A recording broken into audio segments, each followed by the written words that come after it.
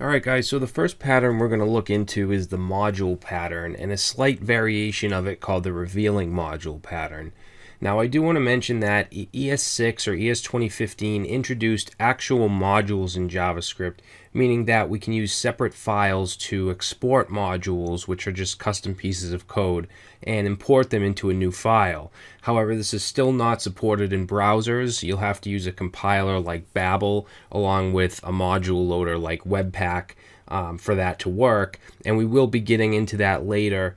But in ES5 we have something called the module pattern that allows us to break up parts of our code into self-contained modules with private properties and methods, or private variables and functions. So this is actually my favorite pattern, and we're going to build a 12 video calorie counter application with it in the next section. So let's take a look at how the module pattern works as well as the revealing module pattern. So basically what we want to do, we have our index.html here, just have a heading, and then we're connecting our app.js. But the way that the module pattern is set up, let me just give you a basic structure here. So we have a module which is going to be an IFI. Okay, I don't know if you guys remember what an IFI is. It's a immediately invoked function expression, and it runs right away. So we need to wrap it in parentheses to make it an expression. We need to put a function in here, an anonymous function, and we need to put parentheses after it to run it. And then the idea of the module pattern is to declare private variables and functions up here, and then we have a return. And what I mean by private, meaning that we can't access it from outside the module. And then whatever we return, this is where we declare public variables and functions. All right, so that's the blueprint for the module pattern. Now we're going to have a pretty large project. It's going to be a calorie tracker using the module pattern, where we're going to have an item controller. Okay, each module will be its own controller. We'll have an item controller that'll take care of the meal items that we add.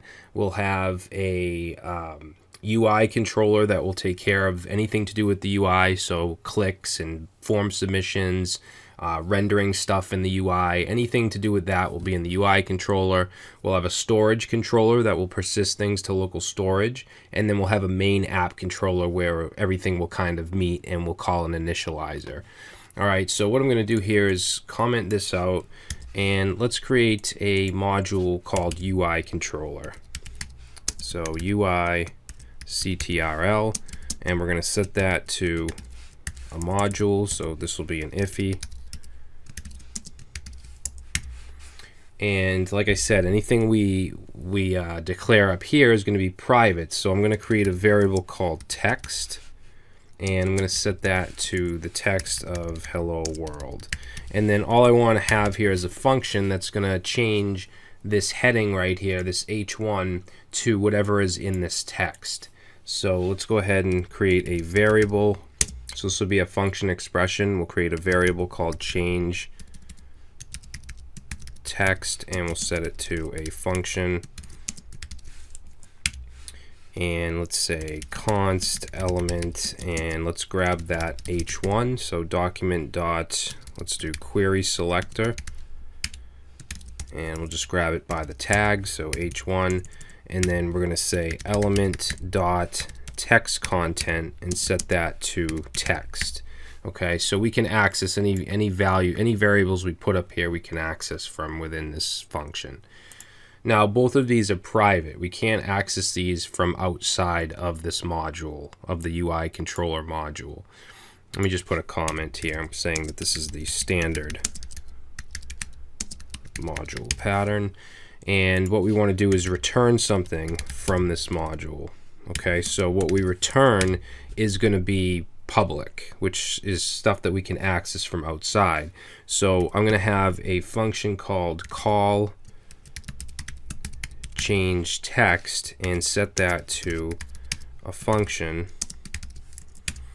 and then let's run change text, because we can access the private values, the private variables, the private functions. We can access from within these public functions. All right, so we'll do that, and we'll also go ahead and console.log text just to show you that we can access that variable directly.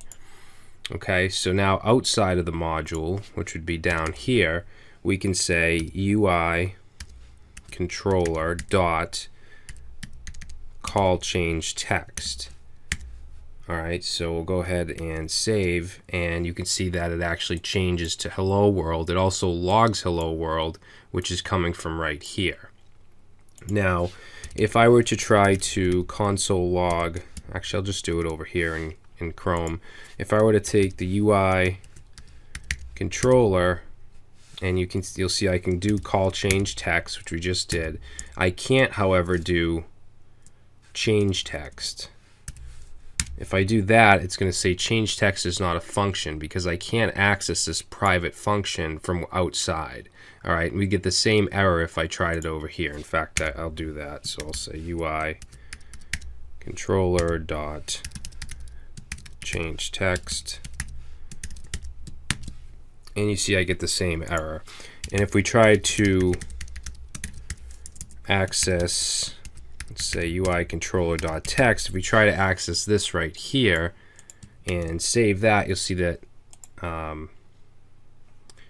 change text is not a function. Let me just comment that out, so that's blocking it. And you'll see that we'll get undefined for that. This hello world is coming from this right here. If I were to comment this out, you'll see we just get undefined. Okay, so that's the foundation of the module pattern. We have private stuff here, and whatever is in this return is going to be public. So let's go ahead and comment this out, and I'm going to give you an example of the revealing module pattern, which is very, very similar. The main difference is that instead of returning our own public functions like we did here, you basically map an object literal, and you map to private functions that you want to reveal, and that's why it's called the revealing pattern, because you can reveal certain methods from your module. So what we're going to do here, we're going to use a different example, and let's call this the item controller. So this will be like a data-based controller, and we'll set that to a module, which is just an iffy, so a function that invokes automatically.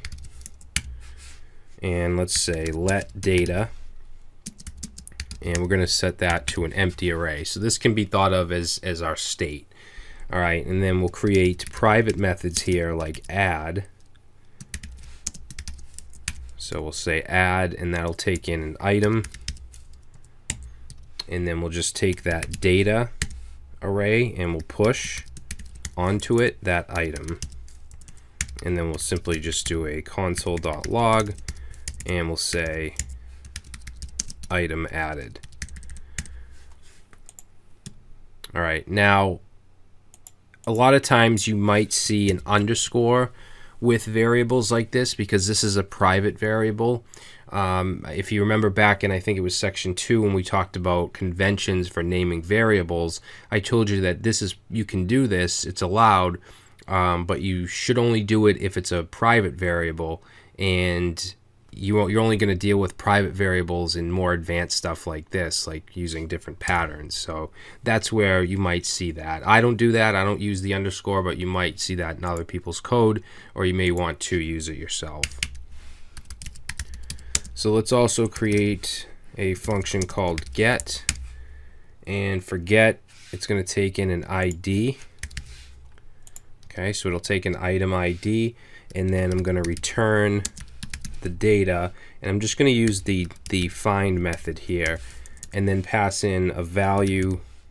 Actually, we'll say item, and let's set that to an arrow function, and then we'll return, let's say return item dot ID if it's equal to the ID that's passed in. All right, so those are add and get, and right now these are completely private. So if we go down here and we say return. And what we're going to return is an object literal here with add, let's say add, and set that to add, and then say get and set that to get, making those basically revealing these methods. So then we can go down here and we can say item controller dot add, and then let's pass in here an object with an ID. We'll just say ID1 and name John, and save that, and we get item added. All right, and we could even go in here now and say item controller, and we could do get, and let's get the item with the ID of 1, and it gives us John. Okay, we can do the same thing over here. So we'll say item dot get the ID of 1. Actually, we'll need to console dot log that.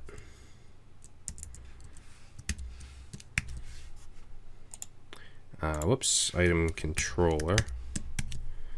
Okay, and I could add another item here if I wanted.